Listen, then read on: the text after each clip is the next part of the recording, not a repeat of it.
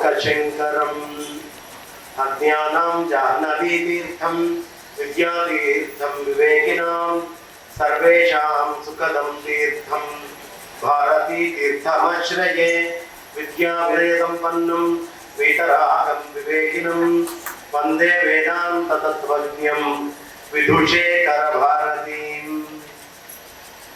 చాలా విశేషమైనటువంటి కార్యక్రమం ఇది. బ్రాహ్మణ సంక్షేమ వేదిక తరఫున ఒకసారి గట్టిగా కరతాళధ్వనులతో మా బాలా శ్రీనివాస్ గారి దంపతులకి బ్రాహ్మణ సంక్షేమ వేదిక సభ్యులందరికీ గట్టిగా. ఈ సంస్థ మొదలైన దగ్గర నుంచి ప్రతి సందర్భంలో దాదాపు నేను ఈ సంస్థతో ఉన్నాను.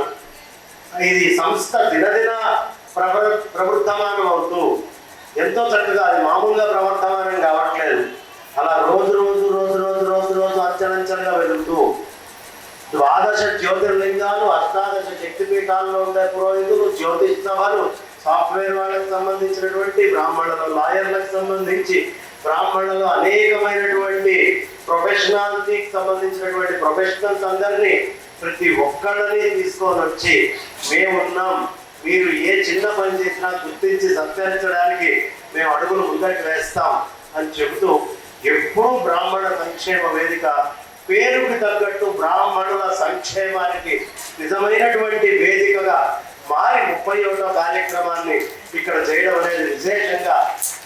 ఎందుకంటే పిల్లలు నృత్యం చేస్తారండి, వేదిక లేకపోతే, చేసేవాళ్ళు లేకపోతే ఆ నృత్యానికి తగ్గటువంటి గౌరవం, విలువ ఎక్కడ ఉంటుంది? కాబట్టి నృత్యమైనా, సంగీతమైనా, మన కళలైనా, దంత కళలైనా, విద్వత్తైనా బయటికి చూపించేటటువంటి సంస్థలు కావాలి. అలా బ్రాహ్మణులలో ఉండేటటువంటి ఆ టాలెంట్ మొత్తాన్ని కూడా బయట చూపించడానికి నేను ముందుంటాను అని ఎప్పుడూ ముందుండేవారు మా బాలా శ్రీనివాస్ గారు. గట్టిగా ఇవాళ విప్రాగ్రేశ్వరి అనేటటువంటి బిరుదుతో సాధారణంగా మగవాళ్ళని సత్కరించడం చాలా చూస్తాం. ప్రత్యేకంగా మహిళలని ఒక బిరుదుతో చాలా ప్రత్యేకంగా సత్కరించాలి అనే ఆలోచన తక్కువ మందికి ఉంది. ఇక్కడ ఈ రోజుకి బ్రాహ్మణుల ఇళ్లలో ఆచారాలు మిగిలి ఉన్నాయి అంటే కేవలం కారణము ఆ ఇంట్లో ఉన్న ఆడవాళ్ళు మాత్రమే. లేకపోతే ఆచారం లేదు.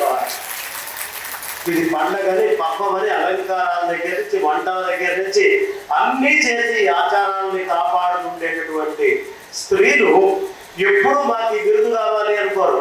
ఇంట్లో పిల్లలకి పేరు రావాలనో, భర్తకి రావాలనో ఆలోచిస్తారు తప్ప మాకు రావాలి అని ఆలోచన లేకుండా త్యాగంతో ఉంటారు.